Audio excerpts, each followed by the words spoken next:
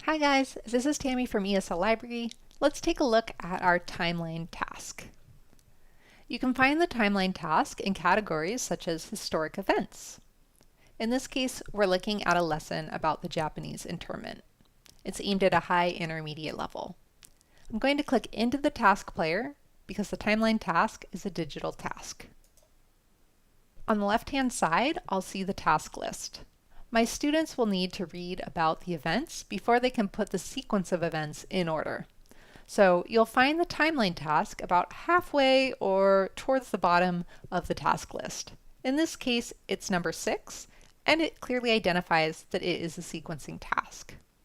I'm going to click on this task, and my students are going to put the events into the correct order based on the reading. This is a challenging task, but my students have already read the reading, so they should know what order these events go in.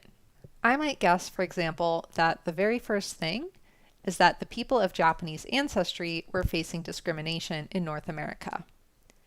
And if you're teaching this lesson to your students live, maybe it's on a screen behind you in your classroom, or you're sharing it over Zoom or Google Meet, then you, the teacher, are the one who's going to be clicking, dragging, and dropping.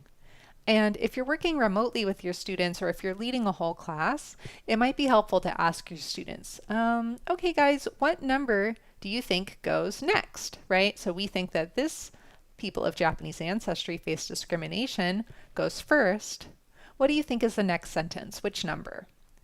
And my students may think that the next thing that happened is that Pearl Harbor was attacked. So they may say, teacher, I think it's number 6.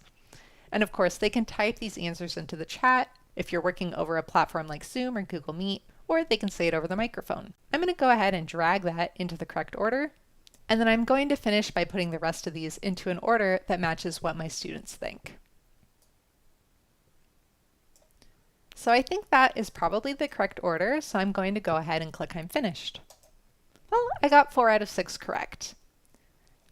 Because I didn't get a perfect score, I have 2 more tries. This is a pretty challenging task, so if I want to, I can keep trying, or I can submit as is.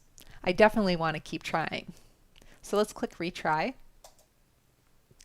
and it's going to show me what's in the correct order, hopefully the first ones that you got. So for me, this is pretty easy. All I need to do is switch these last 2 and click I'm finished. Great, I got 6 out of 6 correct. Now I can review my answers, but of course I know these are all correct. If there had been an error, it would have shown me a little X next to this and told me which number position it should have been in. And of course, your students can always try again.